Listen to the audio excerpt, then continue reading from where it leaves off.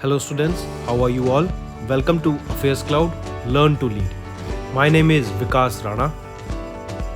So students, we have an app by the name Cloud which you can go and download through the Play Store for Android phones.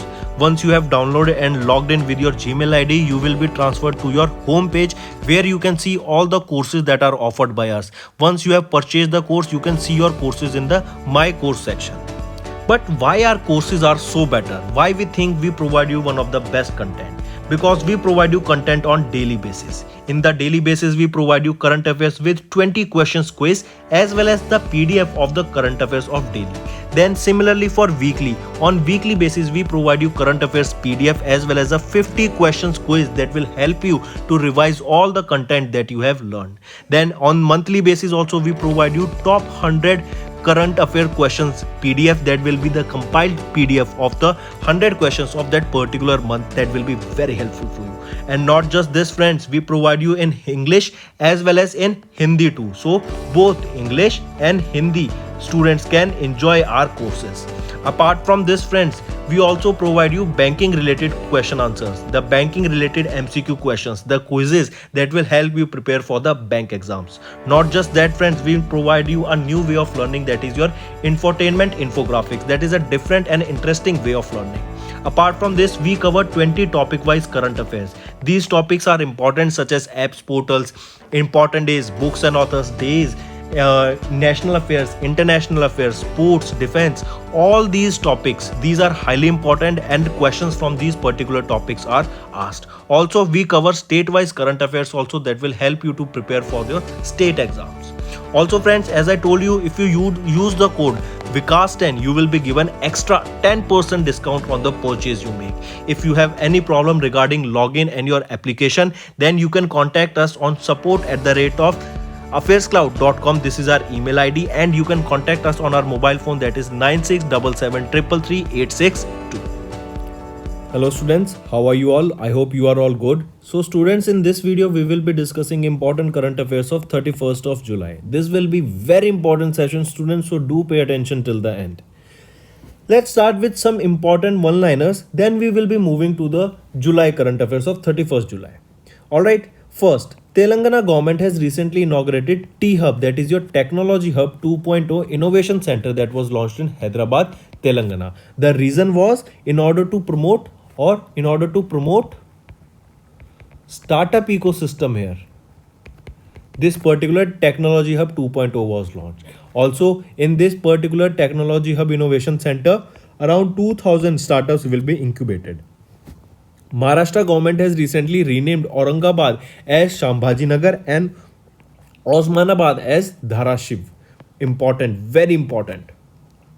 India's Tata Motors has partnered with Japan's Renesas to develop chip solution. I repeat, India's Tata Motor has partnered with Renesas of Japan to develop chip solution. Also, India conducted a Semicon India was conducted or hosted by, or it was inaugurated by whom? Prime Minister Narendra Modi, and Semicon India was held in Bangalore.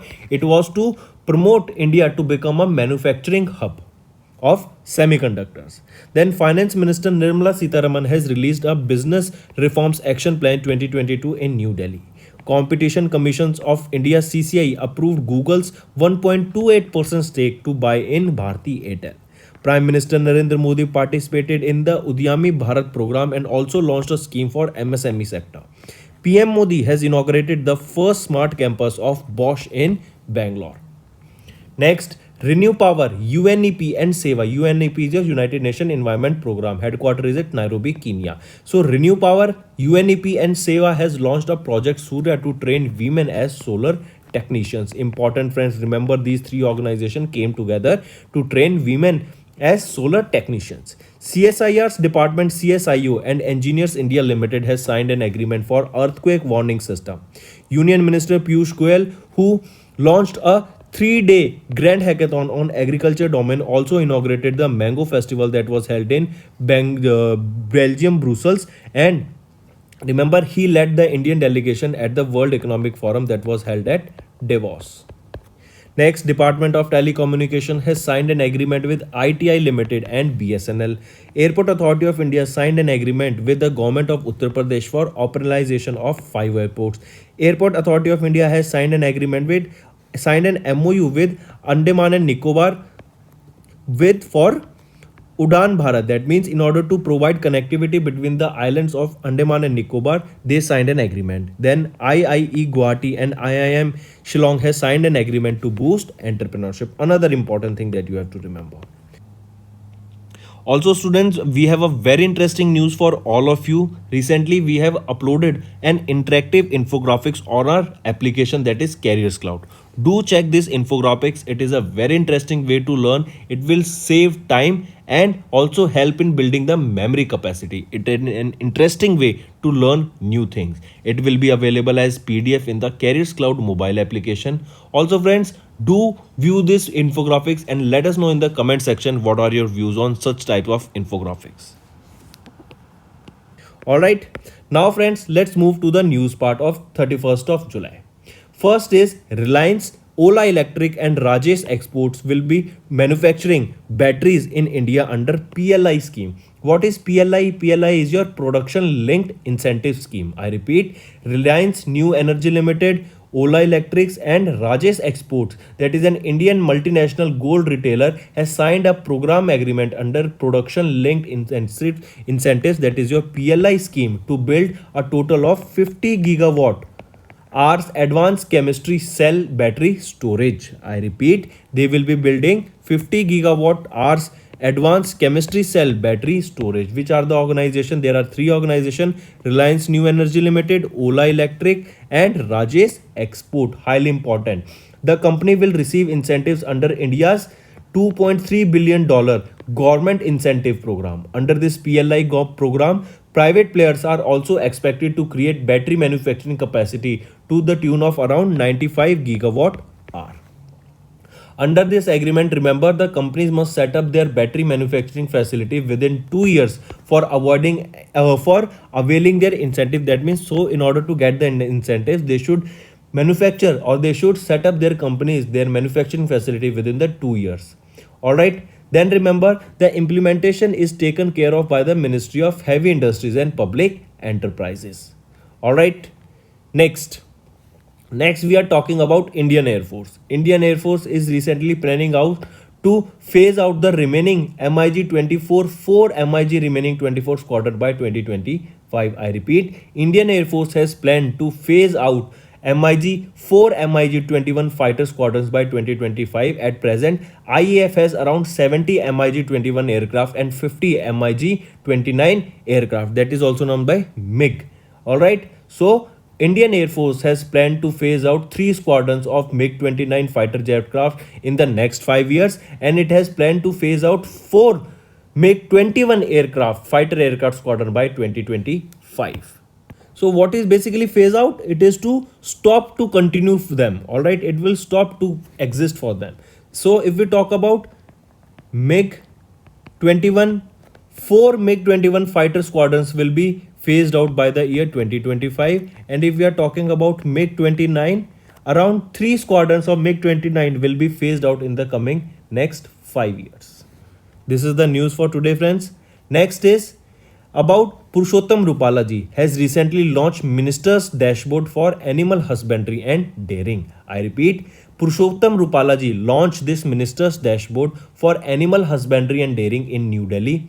Minister's Dashboard is for schemes of the Department of Animal Husbandry that helps in monitoring, reporting real-time scheme data. It helps in analyzing the schemes, key performance indicators and parameters through a virtual metrics. Important. I repeat, this Minister's Dashboard that was launched by Purushottam Rupala ji is for monitoring, reporting real-time scheme data, analyzing the scheme's keys, performance indicators and parameters through a virtual metrics. Highly important. Apart from this, remember, if we talk about the Department of Animal Husbandry and Dairying, they have launched several schemes to strengthen their livestock sector in India through introduction of new technologies, breeding programs, disease control, eradication programs, established dairying and meeting infrastructures also. Also remember, similarly, Chara Bijai Yojana, this scheme was launched by Haryana government in order to increase the fodder cultivation.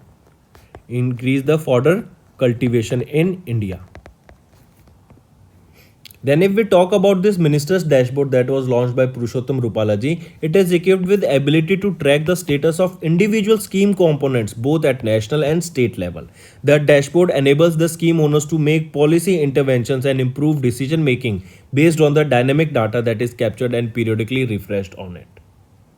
Next, Next, we will be talking about monkeypox. Highly important, friends. Remember, monkeypox has been recently declared as the public health emergency of international concern. I repeat, monkeypox has been recently declared as the public health emergency of international concern by the WHO, that is your World Health Organization. All right, and remember, this is just one step below pandemic. This is just one step below pandemic.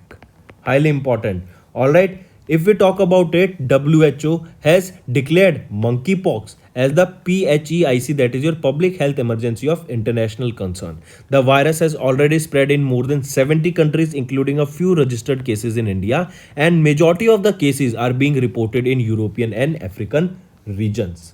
Similarly, if I ask you what is public health emergency of international concern, according to it, it is an extraordinary event which constitutes a public health risk to other states through international spread, which potentially requires contaminated or coordinated international response. Say for example, if we talk about COVID-19, if you remember, COVID-19 was also declared as pandemic earlier in it was also declared as public health emergency of international concern in 2020, but later on when about 7500 cases of the coronavirus was reported, then after that it was declared as pandemic, and we just saw that this public health emergency of international concern is just a one step below this being pandemic. All right, also remember, WHO previously declared emergencies for public health crises such as Ebola outbreak in 2014, then Zika virus in Latin America in 2016. They were also declared as public health emergency of international concern, and now monkeypox has been declared as the public health emergency of international concern. By whom? By WHO. Next, we will be talking about RBI. RBI has placed 3 urban cooperative banks under directions. I repeat, RBI has imposed restriction on 3 urban cooperative banks, including Durga Cooperative Bank. Let me show you the names. Durga Cooperative Urban Bank, Jayaprakash Narayan Nagri Shahkari Bank, and the Karmala Urban Cooperative Bank. So on these 3 banks, RBI has put on the restrictions. The directions will remain in force for 6 months from the close of business on 29th of July 2022. The UCB, that is your urban cooperative banks, can continue to undertake banking businesses with restriction until the further financial position improves. Under this, remember, the important thing is that these urban cooperative banks cannot grant or renew any loans and advances or any investment. They cannot make any investment or incur any liability, including borrowal of funds and acceptance of fresh deposits. I repeat, under these restrictions, RBI has restricted them that these urban cooperative banks, they cannot grant, they cannot provide any loans or renew any loans, they cannot take any advances, they cannot make any investment also. All right, for these 3 cooperative banks. Next we will be talking about JSW, that is your JSW Steel has partnered with BCG, that is your Boston Consulting Group, to meet its decarbonization goal for the year 2030. I repeat, recently JSW Steel has partnered with United States based company, that is BCG, Boston Consulting Group, to meet its decarbonization goals, that is to reduce carbon emission by 42% by the year 2030 versus the base year of 2005. The collaboration focus on applying digital and analytics to track, measure, stimulate, and enhance the JSW Steel environmental performance. So in order for JSW Steel, in order to perform better in the environmental goals, to perform better on the sustainable development goals, they have partnered with Boston Consulting Group so that they can meet their carbon emission goals of that reducing by 42% by the year 2030 versus the base year of 2025. or base year of 2005. If we talk about India, friends, India has planned to generate 500 gigawatts of renewable energy by the year 2025. Also remember, India has become, or the target of India was to become carbon neutral by the year 2070. If we talk about Indira Gandhi International Airport, their target to become carbon neutral was the year 2030. And currently, this is the first airport that is running on completely renewable energy, that is hydro and solar energy.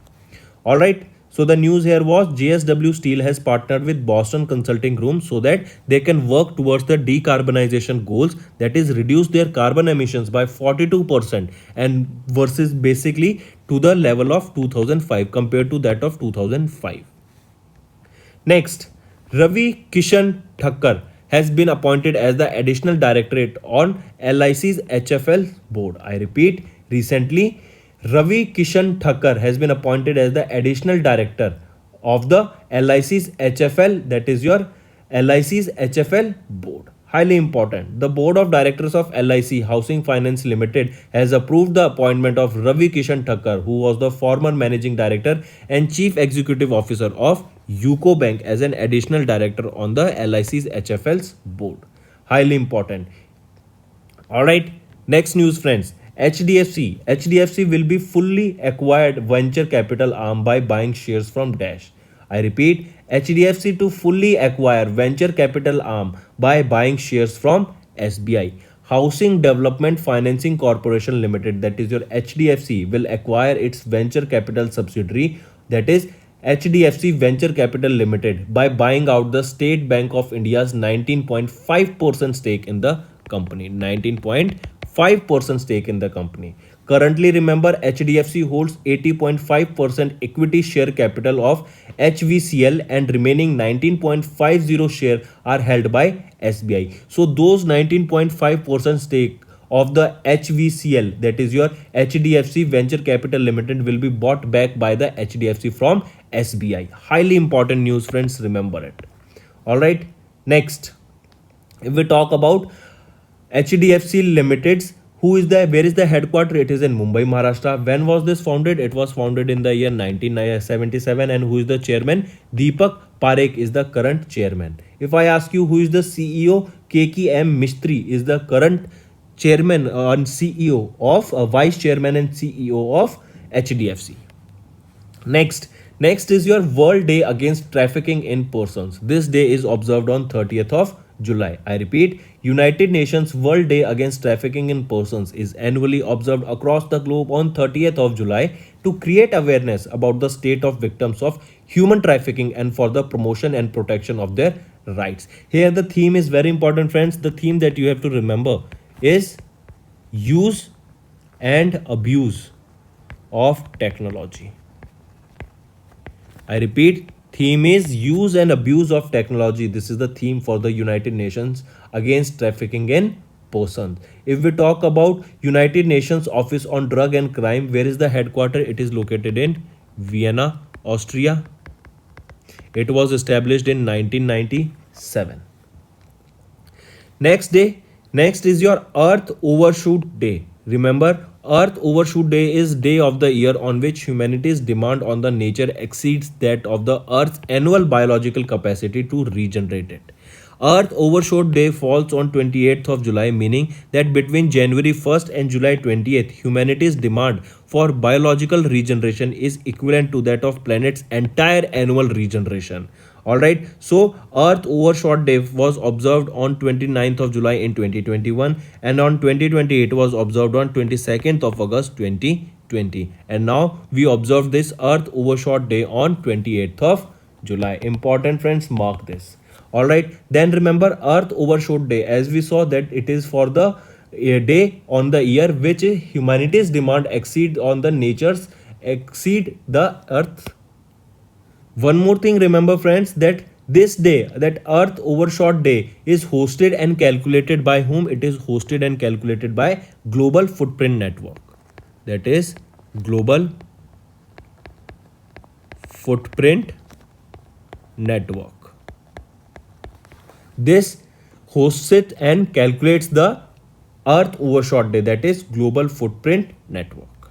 Moving on, friends. Next, we are talking about the Chief Minister Basavaraj Bommai. He is the Chief Minister of Karnataka and has launched various welfare measures to commemorate for the first year anniversary of his government. I repeat, recently he launched various welfare measures in commemoration of the first year anniversary of his government. And Basavaraj Bommai, he is the Chief Minister of which state? He is the Chief Minister of Karnataka.